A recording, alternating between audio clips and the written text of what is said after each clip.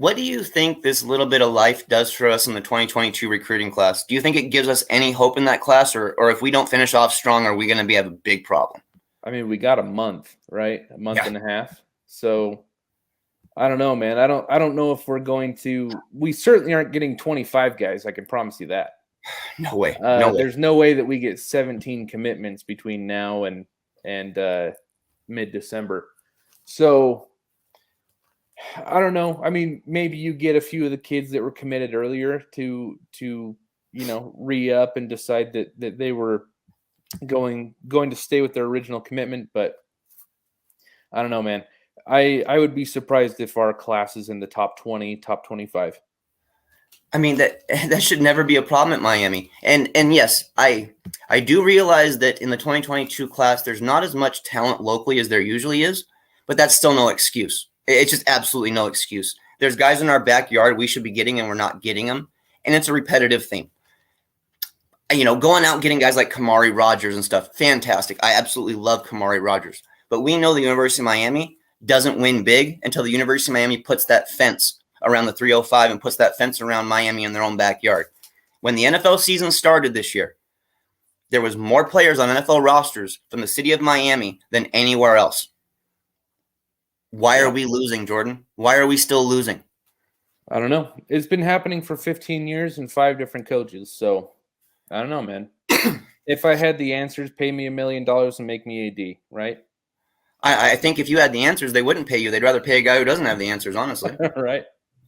Great point here, and I want to bring this up to Chris Mitchell. I think you've seen Manny make adjustments when he has plainly been wrong from season to season. He says, I don't know why Patke is still here.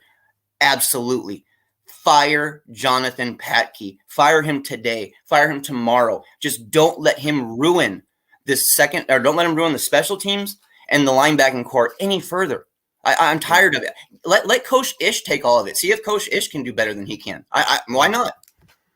Yeah.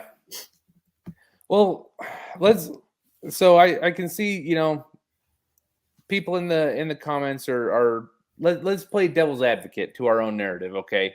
Mm-hmm. Let's try to look at the more positive side of things and ask where we go from here.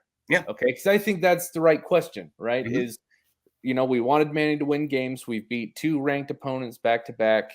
Whether or not they will finish as ranked opponents is a different question. But where do we go from here? You know what I'm saying? Like I'm going to try to challenge my own narrative of not being pumped with Manny here. And I mean, what is the best that we can do? Are we going to be happy when it's a 7-6?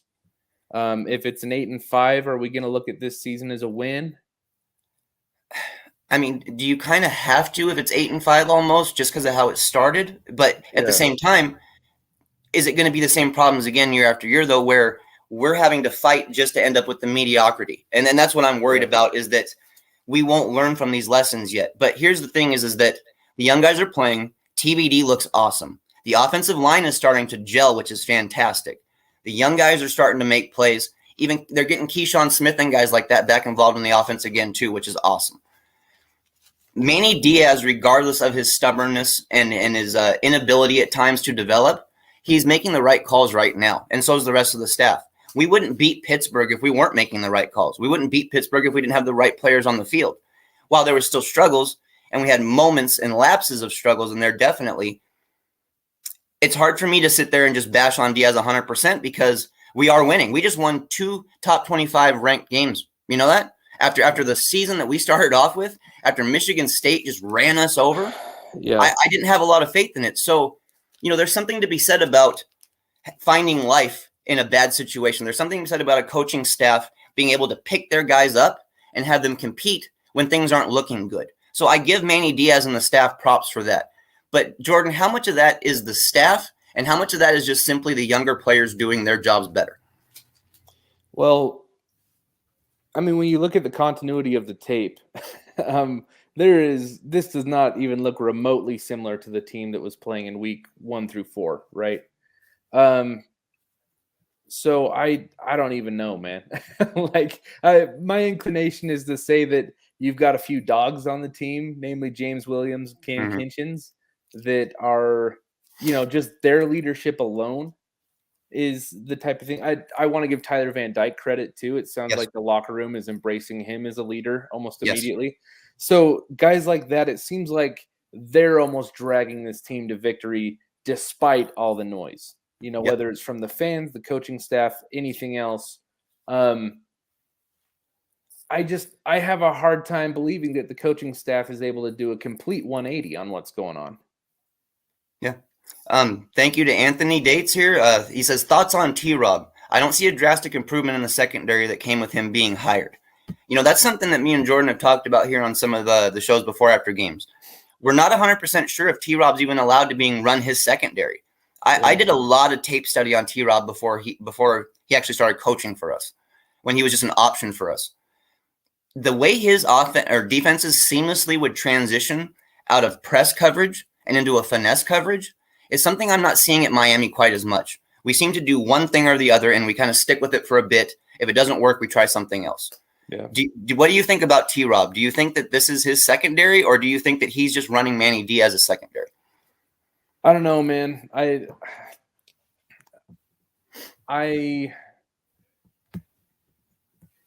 I'm not quite sure. I mean, this is kind of Manny Diaz's secondaries have been good when he has a player that is an eraser, right? Yeah. OBB said that like last week, and I thought it was great. Yep. Perfect. Is that when he had Jaquan Johnson, like his defensive backfield looked awesome. Yep. Okay. So it's not like Manny's secondaries have always been bad.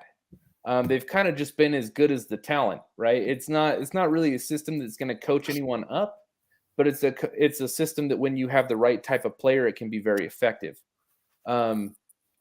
So I think the better question is James Williams playing at a level to make Manny's system effective, or is it that there's stuff that we're not seeing going on behind the scenes with scheme changes?